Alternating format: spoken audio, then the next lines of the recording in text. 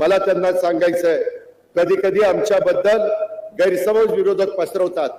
लाडकी बहीण आम्ही दर महिन्याला तुम्हाला 1,500 रुपये देतो, त्याच्यामध्ये मी राज्याचा अर्थमंत्री म्हणून सांगतो, तुमचे जे लाभार्थी माझ्या लाडक्या बहिणी त्या योजनेमध्ये बसतात त्यांना ही योजना कदापि आम्ही बंद करणार नाही।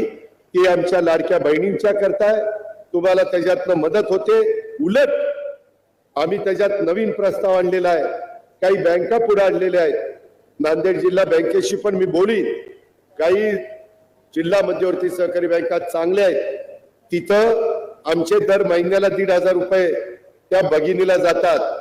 त्याच्याऐवजी त्या भगिनीला त्यांनी 30 ते 40 हजार रुपये द्यायचे आणि हप्ता ह्याच्यातनं त्यांचा जाईल। 40-50 हजार रुपयाचं भांडवल जर तिला झालं तर त्याच्यातनं ती माझी बहीण काही ना काही स्वतःचा व्यवसाय करू शकेल आणि त्याच्यातनं स्वतःचं कुटुंब ती उभं करू शकेल। हे होऊ शकतं। महाराष्ट्रात काही बहिणींनी केलंय। मला माझ्या नांदेडच्या, मला माझ्या चव्हाणवाडीच्या परिसरातल्या बहिणींना सांगायचंय, तुम्ही पण त्या गोष्टीचा विचार करा। मी माझ्या सगळ्या कार्यकर्त्यांना, आमदारांना, माजी आमदारांना, पदाधिकाऱ्यांना, माझ्या महिला भगिनींना पण सांगणार आहे की ती कशी योजना आहे। शेवटी किती सांगून प्रश्न सुटत नाही, त्याकरता काही कार्यक्रम द्यावा लागतो आणि तशा पद्धतीचा कार्यक्रम आम्ही लोकांनी दिलेला आहे। त्याचा स्वागत करून आपण त्याचा फायदा